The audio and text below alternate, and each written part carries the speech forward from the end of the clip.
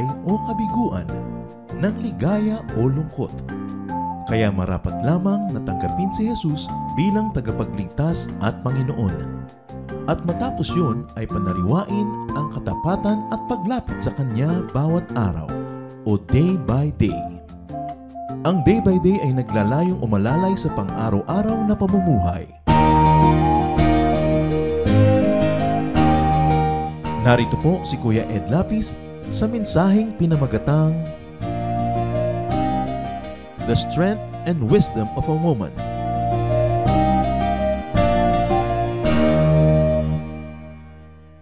The Strength of a Woman. Basahin po natin yung 2 Kings chapter 4, verses 8 to 10 first, and then we will keep on reading. 2 Kings chapter 4, verses 8 to 10. One day Elisha went to Shunem, and a well-to-do woman was there who urged him to stay for a meal. So whenever he came by, he stopped there to eat. She said to her husband, I know that this man who often comes our way is a holy man of God. Let's make a small room on the roof and put in it a bed and a table, a chair and a lamp for him. Then he can stay there whenever he comes to us. And may the Lord continue to bless us as we continue to read this word. So let us take a look at the woman's kindness to the man of God. This woman was wealthy. May kaya, taga Shunem. That's why some versions of the Bible call her the Shunammite woman. At nakikita niya si Elisha, ang propeta ng Diyos, ay nagpupunta sa kanilang bayan, madalas, ministering there, teaching, probably leading people to the Lord, this and that. At sabi niya sa asawa niya, napapansin ko itong taong ito, ang dalas-dalas dito, pakanin natin minsan. So, she urged Elisha to stay for a meal. Because after all, it was a long travel. At ano pa, wala namang nabibilhan ng mga fast foods. You're totally dependent on the hospitality of people around you. And this eating in her house became a habit. It became an institution. It became a tradition to the point that whenever Elisha would go to that place, she would go to that house to eat. At matapos yun, na-confirm niya. Sabi niya sa asawa niya, alam mo yung kumakain dito madalas? I'm sure he's a man of God. Nafe-feel ko siya, nararamdaman ko, nadidinig ko. So she knew and confirmed that Elijah was a holy man of God. Therefore, she stepped up her kindness. Una, nagpapakain lang siya. Sabi niya sa asawa niya, I have an idea. Sabi naman ng asawa niya, eto na naman ang wife ko, may idea na naman. At ano yon? Sabi niya, yung bubong natin, lagyan natin ng extension. Alam niyo yung mga bubong nung araw, lalo sa Middle East, flat yon. Kaya pwede talagang lagyan ng extension. And in many wealthy homes, it is where the upper room really is. Yung ground floor is for animals. The second floor is for the owners of the house. And if the owner is wealthy, there will be an upper room. A guest house. A special room for very special people. So sabi niya, gagawa tayo ng room dun sa bubong. At anong gagawin natin? Lalagyan natin ng higaan, lalagyan natin ng mesa, lalagyan natin ng silya at ng ilaw. So alam niya siguro na itong prophet ay basa ng mga scriptures. Kaya kailangan may ilaw, may mesa, may silya. Baka mamaya kung tayo yung bisita, palagyan ng mahjong table o palagyan ng kung ano, depende kung anong hilig natin gawin. So doon pa lang sa furnishing na inilagay, alam na natin kung anong pagkatao nung patitirahin. So it would be a very dignified, a very private, and a comfortable place to stay for the prophet. That was the woman's kindness to the man of God. We will take a look now at God's kindness to this woman who was kind to God's man. And we will keep on reading verses 11 up to 17. One day when Elisha came, he went up to his room and lay down there. He said to his servant Gehazi, call the Shunammite. So he called her, and she stood before him. Elisha said to him, tell her, you have gone to all this trouble for us. Now what can be done for you? Can we speak on your behalf to the king or the commander of the army? She replied, I have a home among my people. What can be done for her? Elisha asked. Gehazi said, well, she has no son, and her husband is old. Then Elisha said, "Call her." So he called her, and she stood in the doorway. "About this time next year," Elisha said, "you will hold a son in your arms." "No, my lord," she objected. "Don't mislead your servant, O man of God." But the woman became pregnant, and the next year, about the same time, she gave birth to a son, just as Elisha had told her. A very wonderful story, and the plot thickens. Because this woman was kind to the man of God, then God was kind to her. Sabi ni Elisha, "Tawagin mo nga yung babae." Akyat ang babae sa upper room, but she stayed only by the door. At hindi siya kinakausap directly ni Elisha. Sabi niya sa kanyang servant na si Gehazi, yung kanyang kasunod-kasunod, "Itanong mo kung anong pwede natin gawin sa kanya. Sobra siyang napagod para sa atin. I-return naman natin yung kanyang kindness. Itanong mo kung meron ba siyang gustong ipasabi sa hari." Obviously, the prophet had access to the ears of the king. O baka meron siyang gustong ipasabi sa commander of the army in charge of this province. Gusto ba niya ng protection? May umaabuso ba sa kanya? May nanggugulo? Tell her, what can we say to people in power on her behalf? At sabi naman ng babae, "I'm at home among my people." I have a home among my people. Meaning, wala pa akong kailangan. I am protected by my people. I have a peaceful life. I have no need for the favor of such high-ranking people. Walang hiningi. Sabi tuloy nitong, wala daw hong hingi, wala daw hong kailangan sa hari o sa commander.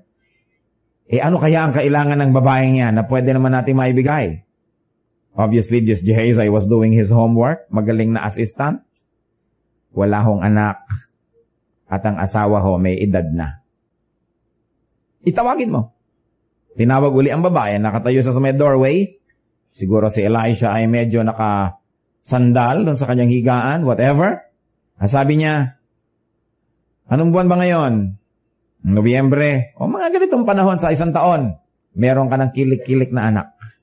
Meron ka ng aalaga ang anak. Sabi na, "Huwag niyo po akong ganyanin. Huwag niyo po akong paasahin." Yung babae siguro sa tagal na nagdasal, sa tagal na umasa, nasanay na mabigo, ayaw nang umasang muli. Kasi baka masaktan pa. Sabi, "Huwag niyo po akong paasahin. Man of God, do not mislead me. Please, okay na akong ganito. Huwag niyo nang pataasin pa ang aking mga iniisip at mga adhikain." Subalit, alam natin, natupad. Siyempre, propeta ang nagsalita, matutupad dapat. Pag hindi natupad, hindi propeta, fake. Huwag kayo maniniwala. The Bible said that. If what a prophet says doesn't come to pass, he is not a prophet. Hindi yung magpo-prophesy, kunwari, marami ngayong mga leaders magpo-prophesy, mga pangahas na mga prophecies, pero may nakahanda na ring palusot kung hindi matuloy. Pagka ang prophet nagpapalusot, pag hindi matuloy ang kanya sasabihin, gumising naman kayo. Kailangan na malaman natin hindi prophet yon. Because a prophet is always sure. Kaya ang sabi, itong babae, she became pregnant, and that same time, the following year, she was cradling a baby in her arms. Is it not nice? Let's keep on reading. Verses 18 up to the end of the chapter. The child grew, and one day he went out to his father, who was with the reapers. My head, he said to his father. His father told a servant, "Carry him to his mother." After the servant carried him to his mother, the boy sat on her lap until noon, and then he died. She went up and laid him on the bed of the man of God, then shut the door and went out. She called her husband and said, "Please send me one of the servants and a donkey so I can go to the man of God quickly and return." "Why go to him today?" he asked. "It's not the new moon or the Sabbath." "It's all right," she said. She saddled the donkey and said to her servant, lead on. Don't slow down for me unless I tell you." So she set out and came to the man of God at Mount Carmel. When he saw her in the distance, the man of God said to his servant Gehazi, "Look, there's the Shunammite. Run to meet her and ask her, 'Are you all right? Is your husband all right? Is your child all right?' "Everything is all right," she said. When she reached the man of God at the mountain, she took hold of his feet. Gehazi came over to push her away, but the man of God said, "Leave her alone. She's in bitter distress. But the Lord has hidden it from me and has not told me why." Did I ask you for a son, my Lord? She asked. Didn't I tell you, don't raise my hopes? Elisha said to Gehazi, tuck your cloak into your belt, take your staff in your hand, and run. If you meet anyone, do not greet him. And if anyone greets you, do not answer. Lay my staff on the boy's face. But the child's mother said, as surely as the Lord lives, and as you live, I will not leave without you. I will not leave you. So he got up and followed her. Gehazi went on ahead and laid the staff on the boy's face, but there was no sound or response. So Gehazi went back to meet Elisha and told him, the boy has not awakened. When Elisha reached the house, there was the boy lying dead on his couch. He went in, shut the door on the two of them, and prayed to the Lord. Then he got on the bed and lay upon the boy, mouth to mouth, eyes to eyes, hands to hands.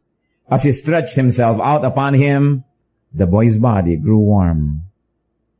Elisha turned away and walked back and forth in the room, and then got on the bed and stretched it out upon him once more.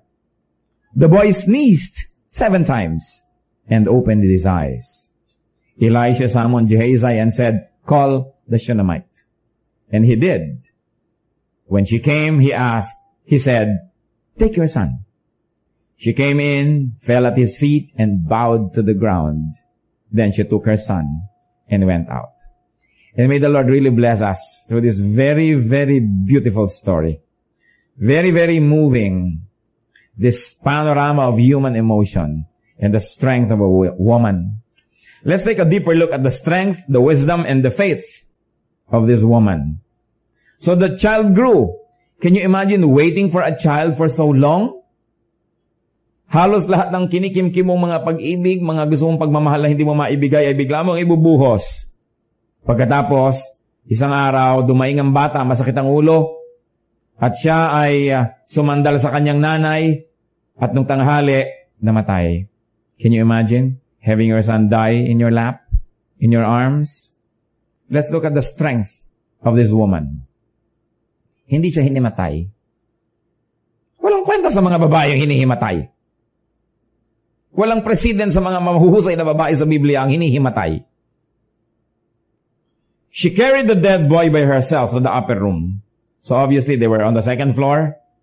Binuhat niya ang bangkay ng batang ito, mag-isa. Wala siyang pinagsabihan na namatay ang bata. Binuhat niya. At pagkatapos lumabas siya sa kanyang asawa, sabi niya, pakibigyan mo nga ako ng isang makakasama at kailangan ko ng isang donkey. Pupunta ako sa prophet. Sabi naman ng asawa, walang kamalay-malay. Typical husbands, mga walang kamalay-malay kuminsan sa mga problema. Diba? Ang babae ang solve ng problema. Bibigyan ng konting budget, ang babae ang stretch ng stretch. At parang wife ka ba o magician? Hindi ko malaman. See this woman very strong. Sabi niya, padala mo ako ng katulong at ako'y dadayo. Sasagsag ako patungo sa man of God. Sabi ng lalaki, hindi naman Sabat, hindi naman full moon, hindi naman holiday, hindi naman araw ng obligasyon. Ay bakit? Sabi niya, okay lang. Sabi niya, everything's alright. At pagkatapos, aside from carrying the dead boy by herself, she walked and not rode on the donkey. Bakit nagsingkaw ng donkey? Why was the donkey saddled? It was for the man of God. It was not for her. At kahit siya ang senyora, siya ang may-ari, siya ang mayaman, hindi siya sumakay. Ayaw niyang mapagod ang donkey. Para pagpabalik, may sariwa pa rin lakas yung donkey para sila mabilis. Can you imagine the mission that she was setting out to do? She would like to fetch the man of God so that the man of God would do something. Hindi sa asawa lumapit, hindi kung kani-kanino. Alam niya, this is a case only for God. Hindi siya nagsayang ng sandali. No? She walked and not rode on the donkey. At kabilin-bilinan pa niya, bilisan mo, huwag mo kong antayin. Liban na lang ako nagsabi sa'yo. Sabi niya doon sa katulong. Kaya sumasagsag sila. Ang bilis-bilis na lang naglakad. She did not want to exhaust the donkey. And another thing, out of her respect for the prophet, she did not want to ride on the donkey that the prophet would ride on. She did not want to misappropriate something that was for the holy man of God. And then she walked very, very quickly. and she contained the devastating, heartbreaking news inside her. She did not let the weight of this burden crush her. Or even if it was crushing her, para siyang bulaklak na habang tinatapakan, lalong lumalabas ang halimuyak. Lalong lumalabas ang bango. Lalong gumaling. Ang mahuhusay na tao, lalong humuhusay in times of adversity. Hindi nagpapanik, hindi nagugulo. And let's take a look at her wisdom. In her faith. Huwag mo kong antayin.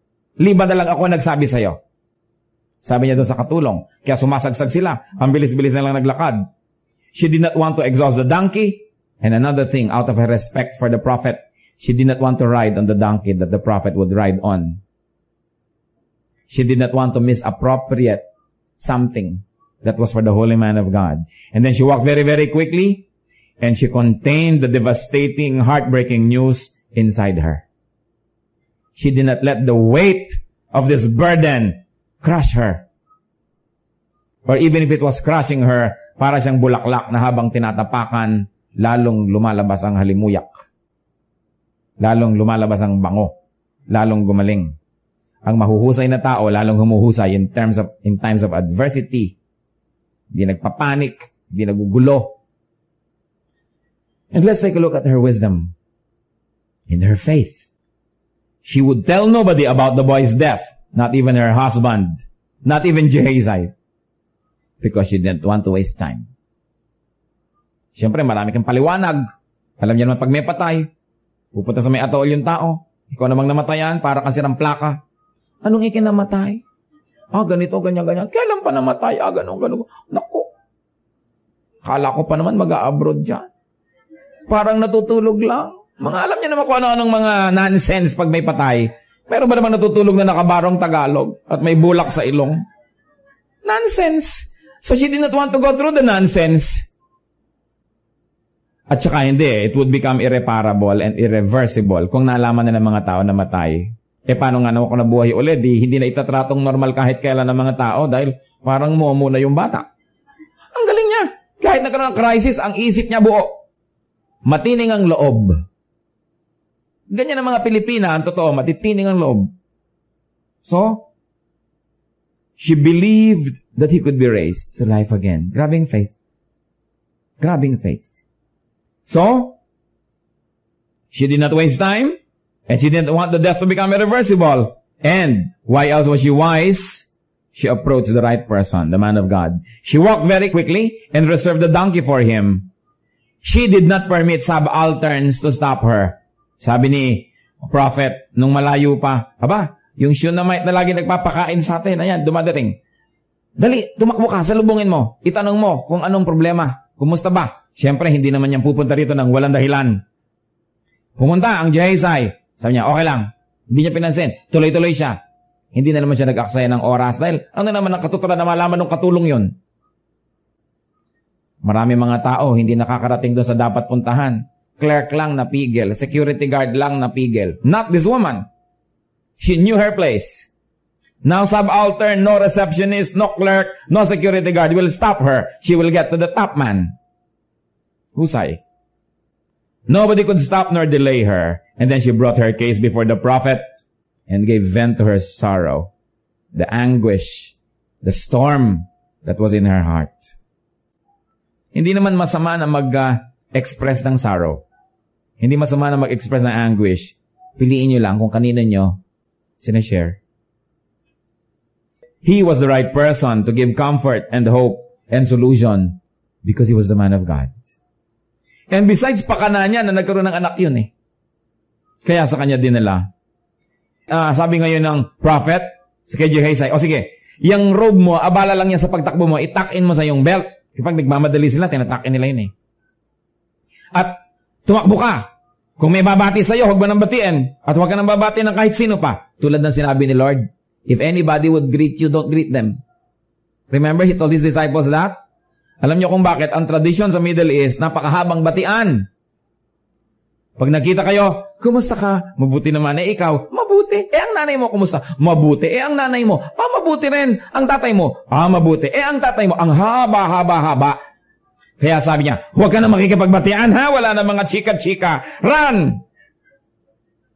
And so, do you think that the woman would be happy? Sabi niya, no, I will not leave you here. I came for you. The donkey is here. No Gehazi, no assistants. It must be you. Huwag niyo naman gawin lagi sa mga pastor na laging sila, no? Life and death ito, ibang klase. The woman knew what she needed. Sabi niya, I will not leave you. So the prophet went with her. But sure enough, Gehazi went ahead. Dala-dala niya yung tungkod ng prophet, ipinato niya sa mukha ng bata, wala ring nangyari. And you must take note, everybody, the father and the entire household, up to now, was still blissfully unaware. The woman was doing it single-handedly. At pagkatapos, nung dumating si Elisha, sinalubong siya ni Gehazi, ginawa ko na lahat, wala talaga mangyari. And when Elisha went up, he shut the door on the two. Naiwan yung ina, naiwan yung katulong niya, and he prayed to God. Times for prayer. He was not powerful. Only God is powerful. Channel lang siya. Walang tao na may kapangyarihan, ang Diyos lang. Walang tao nakakapagbigay ng blessing, liban na lang dumadaloy sa Kanya, patungo sa iba. So he knew his position. Ang mga taong to, alam nila lahat ng position nila in the economy of things. Yan ang problema ngayong mga araw na to. Maraming mga tao, they don't know kung paano sila lulugar. They don't know their correct place under the sun. Kaya ang gulo-gulo. So, Elijah prayed. And then he stretched his body over the boy. Mouth to mouth, eyes to eyes, hands to hands. And the boy's body grew warm. Tumayo ang prophet. Naglakad-lakad. Siguro na nalangin uli. And then bumalik. Inulit niya. And the boy sneezed 7 times. That was the nicest sneeze that a mother could hear. Siguro pag nag-sneeze ang anak mo, sabi mo, what will you say? Sorry. Ayan. Excuse me. But this time, it was such a sneeze of joy. Nakakatuwa na rinig niya. And the boy opened his eyes and lived again. An entire family can be blessed through the wisdom and strength of one woman. It's very, very important. What are the things that we should remember about this story? The woman used her wealth and house for a cause. Her food and her house was offered to the man of God. It was offered to the work of God, because if you offer it to the man of God, therefore you are offering it to the work of the man of God. And the work of the man of God is the work of God. Therefore, she opened her house to God.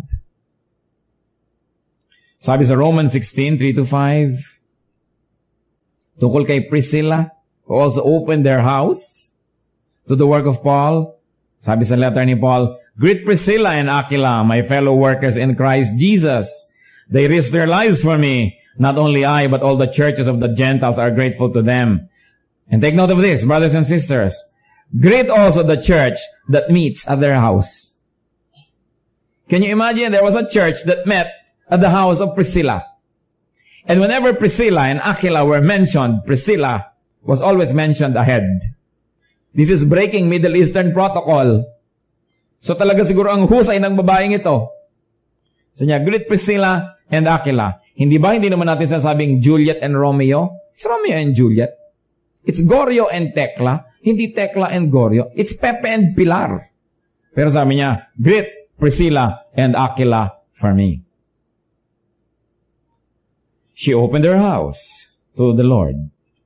Sabi po sa Matthew 25:40, pagdating daw ng panahon, lahat din na judge. Sabi ni Lord, eto premyo mo, eto ang parusa sa'yo. Bakit iba-iba?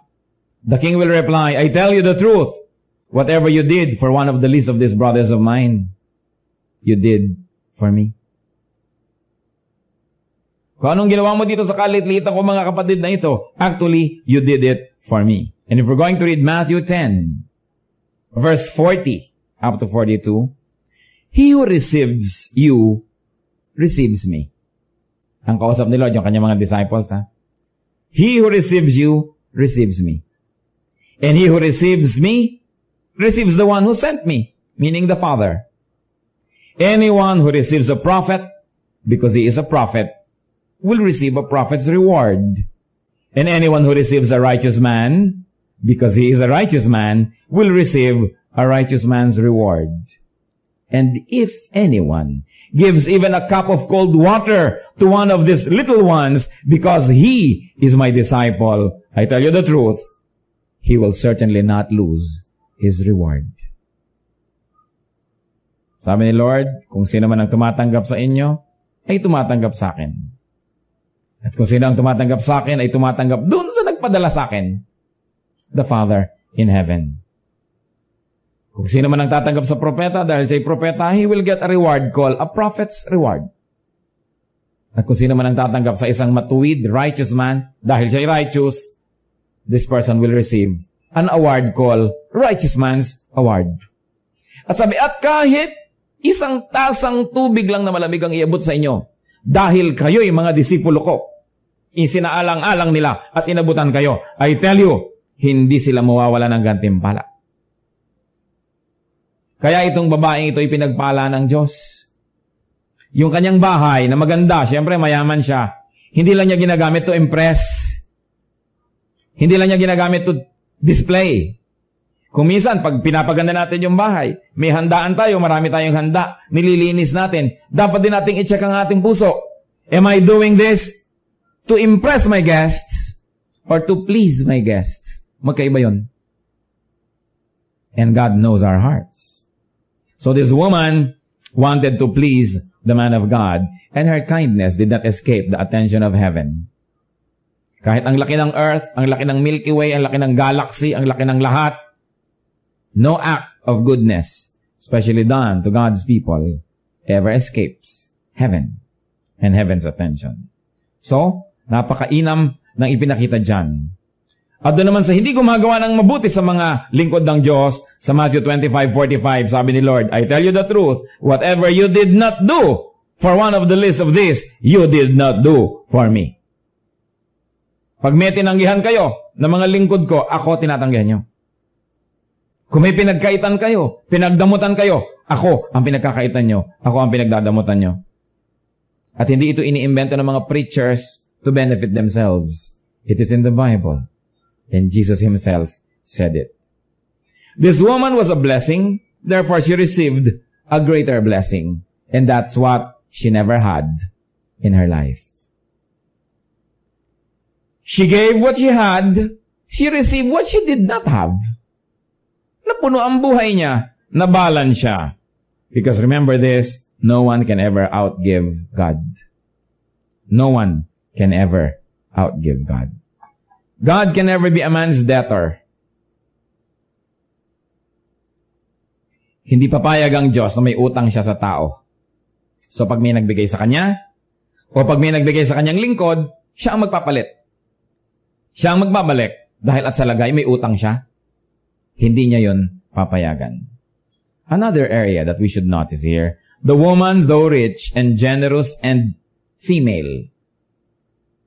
She was rich, she was a giver, she was a benefactor, and she was female, knew her correct place before God's prophet. Kahit bahay niya yon, siya ang pinapatawag. Tawagin ng babae. Akyat naman siya, nagkakandara pa pag-akyat. Hindi bakit? Bahay ko to, di manaog siya. At nandun lang siya sa may pinto, hindi siya nangangahas pumasok. Marunong siya ng good manners and right conduct na hindi niya tayo tinuturo sa school ngayon. Kaya maraming tao walang manners. She stood in his presence. She never dared to sit down. She was standing up while the prophet was giving instruction, was asking her. Hindi sabi, ako babae, ako upo, tayo ka. Hindi sabi, ako may bahay. She stood by the doorway. And you remember the story. She did not even dare to ride the donkey. So you can imagine nung pabalik sila sa kanyang bahay, ang prophet ay nakasakay sa donkey, siya ay nagmamadaling naglalakad.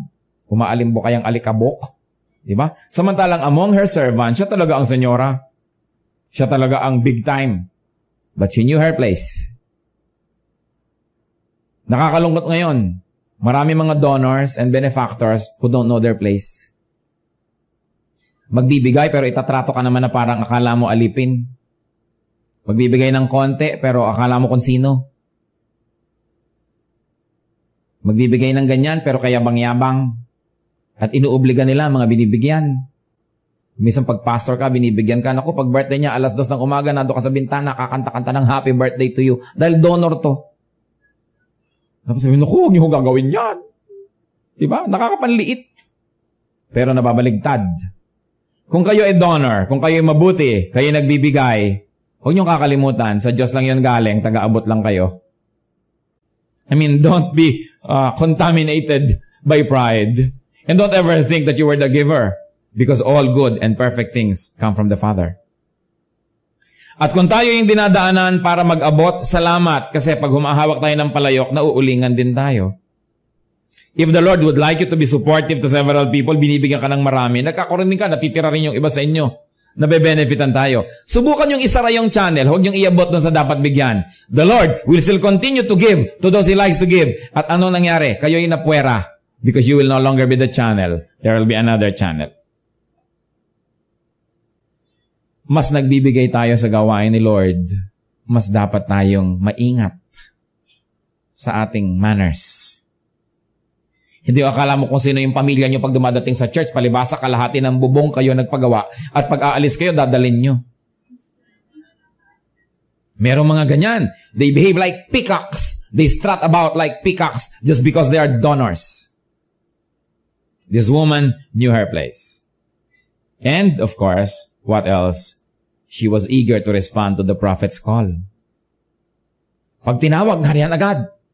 Hindi tulad ng marami ngayon, nagbibingi-bingihan. Tinatawag mo na, nagbibingi-bingihan, nagpapatay mali siya, o naintindihan na, magdadahilan. At meron pa, nangangahas pang tumanggi.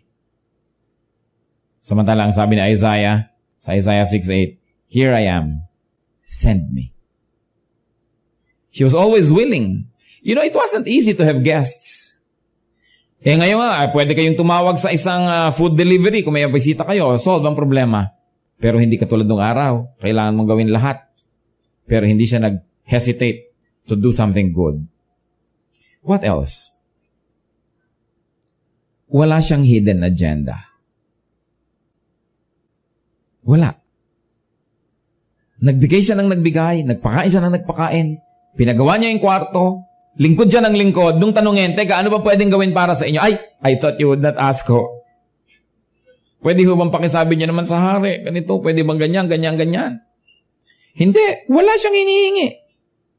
Hindi niya iniistorbo yung man of God. May pigsa ho ako, ipalay-hands yung ipag-pray niyo naman tong aking karwahe, ang aking baka, ang lahat-lahat na. Wala nang ginawa kundi ipapray sa'yo lahat. Binigyan ka nga ng 10 piso, pinagod ka na makadadasal. Kasi sinusulit ang mga donasyon. Hindi siya nangaabala. Wala talaga siyang hidden agenda. Wala siyang hidden motive. Sabi niya, wala ho, I live among my people and I am at home here, so thank you, pero wala ho talaga. At nung sinabing, alam mo, wala ka palang anak, hayaan mo, magkaroon ka, ay naku, wag niyo akong paasahin. Hindi sabing talaga ho, wow! No, wala siya talagang motibo, kundi just to give. And God saw through her. Nakita niya. What else can we learn, brothers and sisters? The boy's lifeless body was warmed by the presence and proximity of the prophet. It can happen even today. Be warmed, be enlivened by the presence of God's holy men and women. Sa buhay din natin, pwede tayong nanlalamig, napaparalyze, lifeless, tinatamad, walang pag-asa. Sumiksi kayo sa presensya ng mga taong ginagamit ng Diyos. Sapagkat doon uli kayo mag-iinit. Doon uli kayo mabubuhay. At siguro kung kailangan na 700 hatching ang gawin ninyo, do it. But live again. Marami mga Kristiyano, malamig ang pananampalataya. Tinatamad. Lifeless. You've got to seek the presence of men and women who are obviously used by God as channels of blessings. And you've got to submit yourselves to their ministrations so you will be warm and you will live again and you will open your eyes again just like this boy. What will the dead get if they continue to fellowship with the dead? Kailangan you fellowship with those who are alive, those who are on fire, Mga kapatid, mga kaibigan, piliin ninyo kung sino pinapayagan yung boses na pumapasok sa tenga nyo, literature na nababasa ng mata ninyo, kasi lahat yan nakaka-minister sa atin. Surrender yourself to the ministrations of God. It is your duty to yourself and to others. And there's a question here. Could there be a dead boy in your house? Na kailangang dalhan nyo ng propeta? Na kailangang dalhan nyo ng Bible study? Na kailangang dalhan nyo ng salita ng Diyos? Na kailangang dalhan nyo na magpe-pray? Unless you live in a perfect home, there must be someone who's dead there. Meron dong patay. Spiritually. Anong sabi sa Bible? Unless a man is born again, he cannot see the kingdom of God. Yet to all who received Him, who believed in His name, He gave the right to become children of God. Nagkaroon sila ng life. Therefore, before they receive Christ, they have no life. They are dead.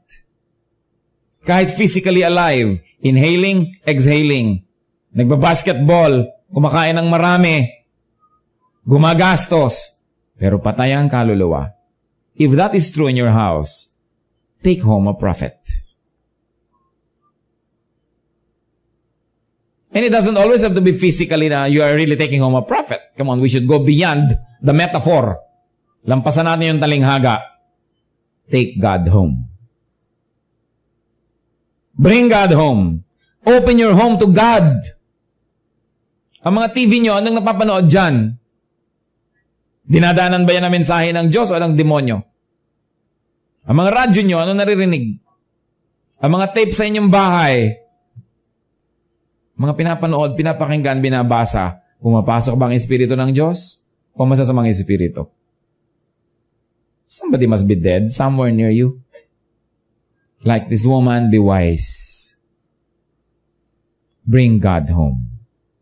And husbands and men, allow your women folk to achieve. Hindi nga masyadong active yung asawa niya rito, pero at least hindi siya kontrabida. Hindi niya pinigil. At siguro yung babae merong magandang track record nung sinabing, ba't ka pupunta doon? Hindi naman oras. Okay lang, yaan mo na. Hindi na siya nag-usisa kasi trust. May trust. Alam niya, hindi naman siguro gagawa ng kabalbalan ng asawa ko. Meron kasi siyang track record of good decisions. The husband allowed the wife to do good. The husband supported his wife to do good and to achieve. Sabi niya, igawa natin ng kwarto ang prophet. Gumawa sila. Hindi niya pinigil. Wives, huwag niyo rin pipigilin ng husbands niyo kung gusto nila mag-serve kay Lord. Meron ako mga kilala, yung mga asawa nila na born again, nagsiserve kay Lord, tapos pupunta-punta sa akin. Bakit ganyan ang nangyari sa asawa ko? Bla, bla, bla. Hindi ko lang masabing, buti nga tinanggal na niya yung 3 niyang kirida kahapon, no? Dahil umaksep siya kay Lord, wala ka kamalay-malay, may 3. Dapat ka nga magpasalamat, lumapit yung asawa mo sa Diyos, kontra mo pa. May mga magulang, ang mga anak nila, atin ng youth camp, magba-Bible study, masisave, magbababad sa church, nagagalit yung magulang. Hindi nila alam ang pinaggagawang kaaliwaswasan ng mga anak nila nung wala sa church. Hindi mo naman siyempre masabi. Kung pwede mo lang sabihin, dapat kang pasalamat. Kung alam mo lang kung ano pinaggagawa ng anak mo. Nabuti nga ngayon, hindi na ginagawa. Hindi nga sinasabi sa iyo, sa amin ipinagtatapat. Dapat ka pang magpasalamat at magpadala dito ng buko pie. Tapos ikaw pa ang may gana magalit. Ewan ko, hindi ko maintindihan ng mga ibang tao. Pag may mga kamag-anak silang lumalapit sa Diyos, nagagalit. Hindi nila alam, inilalayo ng Diyos sa masama. Ano po ang mga mensahe nitong istoryang to sa ating buhay? Let's bow before the Lord. Inquire of God.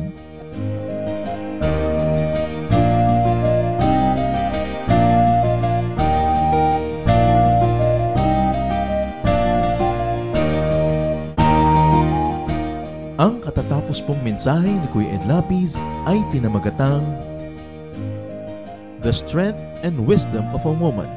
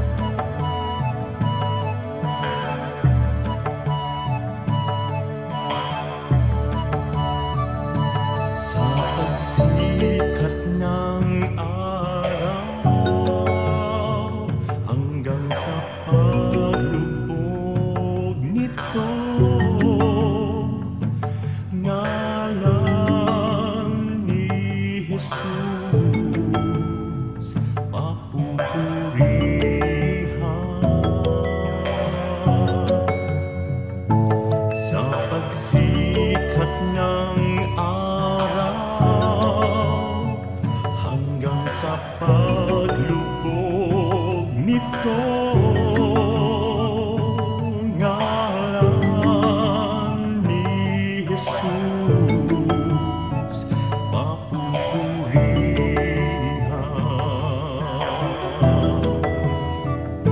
Sambahin ka, O Diyos, Daikon ka, Jesus. daydayawan ka, O Apo Diyos, sa lahat ng panahon. Sambahin ka, O Diyos, Kaluhuran ka, Jesus. sa lahat ng dako, papupurihan ka.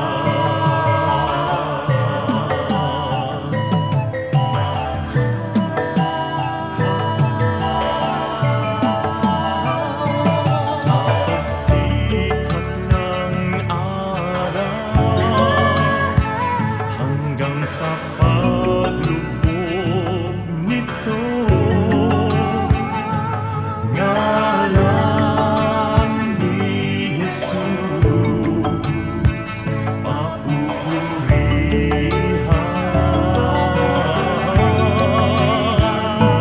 Sa pagsikat ng araw hanggang sa paglubog nito, ngalan ni Jesus papupurihan.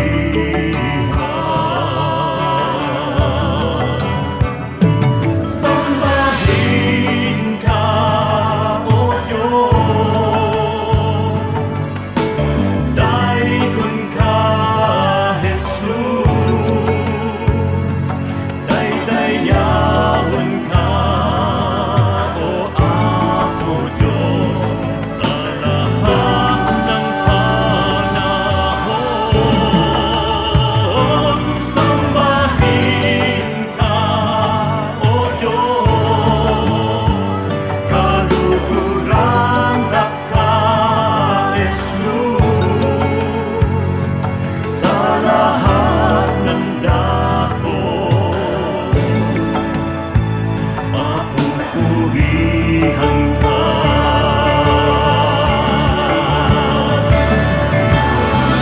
Sa pagsilay ng liwanag mula doon sa silangan, nadarama't nakikita ang sa inyong pagmamahal.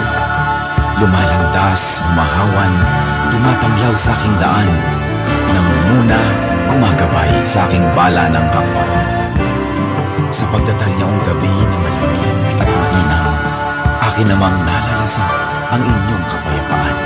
Paliningning ng bituin at liwanag niyong buwan, ay banayad kaya dulot ay madlang kapahingahan. Sa gabi man o sa araw, sa diliman o liwanag, kayo ay aking kapiling sa lahat ng kalagayan. Ako'y hindi natitiis, ako'y hindi iniiwan, kaya lubos na papuri ang sa inyo'y aking alay. Sambahin ka, O Diyos, daikon ka, Jesus, daydayawan ka, O Apo Diyos, sa lahat ng panahon.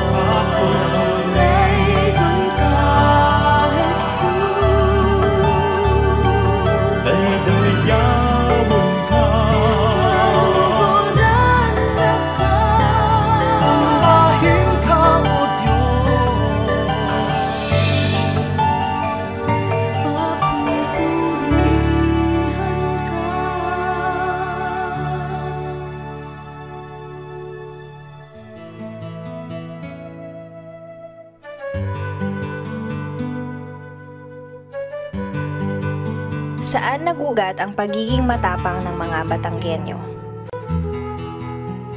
Huwag nating lilimutin ang kahuli-hulihang general na sumuko sa mga Amerikano ay si General Miguel Malvar na Batanggenyo. Ang kauna-unahang Navy ng Katipunan, effectively the Philippine Navy, ang kauna-unahang barko niyan, ay bigay ni Doña Gliceria ng Taal, another Batanggenya.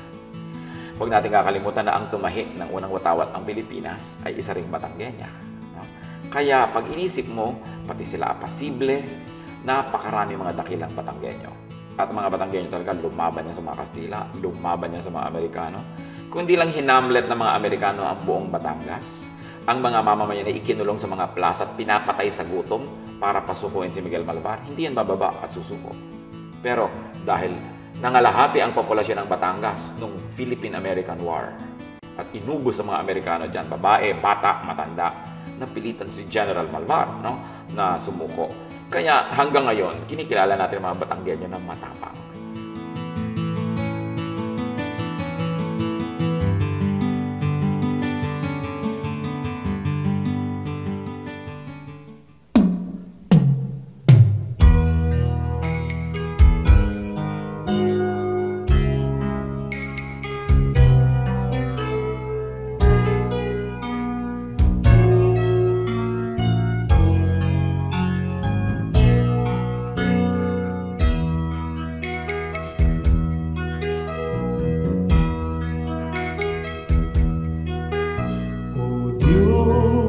Ang dalangin ko'y iyong tanggapin, na maging karapat-dapat sa iyong paningin. Kung may pag-aalinlangan, ang aking paniwalaan ay ikaw. Ang kailangan ko'y iba yung lakas upang di ko natahakin ligaw na landas sa pagpaparot parito. Sa ulat bagyo'y hindi magbabago.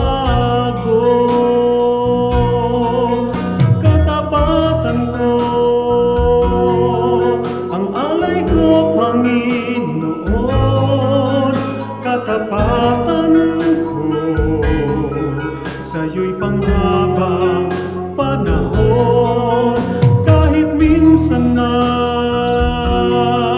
tiwala ko'y di kukupas, katapatan ko panatiliin mong wagas.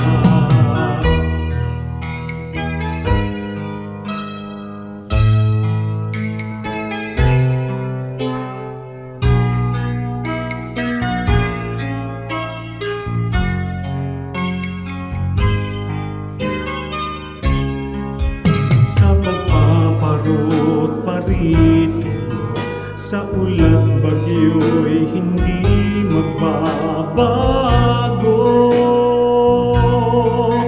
Katapatan ko,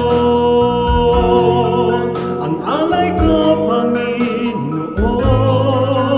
Katapatan ko sa'yo'y panghabang panahon. Kahit minsan na tiwala ko'y di kukupas, katapatan ko panatiliin mong wagas.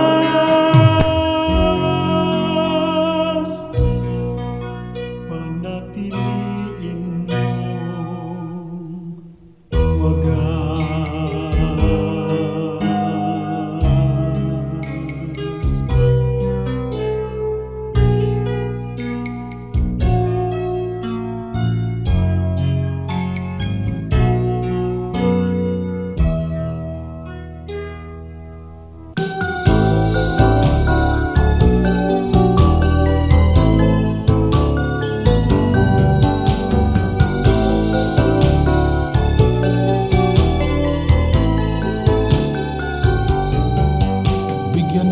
ako ng pusong laging may awit, hindi nagagalit. At ituro mo sa aking buhay kung paano umibig sa aking kaaway. Kahinahunan, kahinahunan, kahinahunan yung ibigay. Kahinahunan, kahinahunan, bunga ng Espiritong buhay. Kahinahunan, kahinahunan, kahinahunan yung ibigay. Kahinahunan, kahinahunan, bunga ng Espiritong buhay. Bigyan mo ako ng pusong napaawat, nagpapatawad, upang di ako mapaaway. Hinahon ng puso'y aking kaagapan.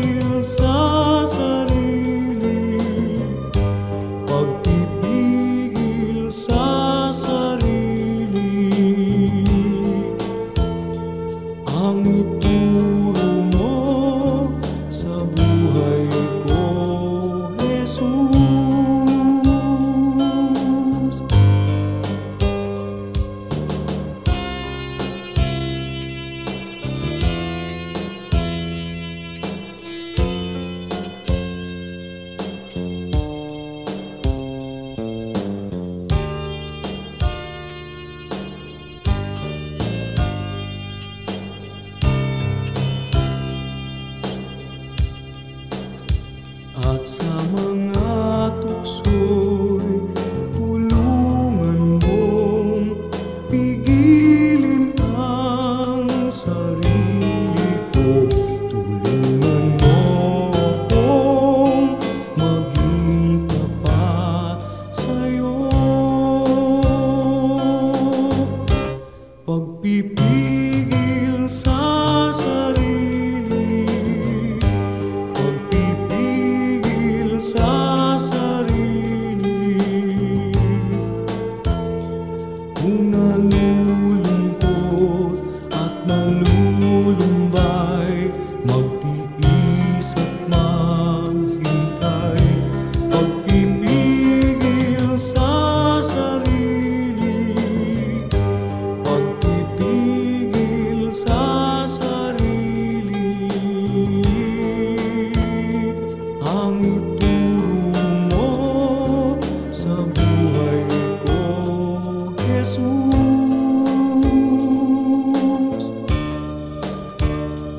Ang ituro mo sa buhay ko, Jesus.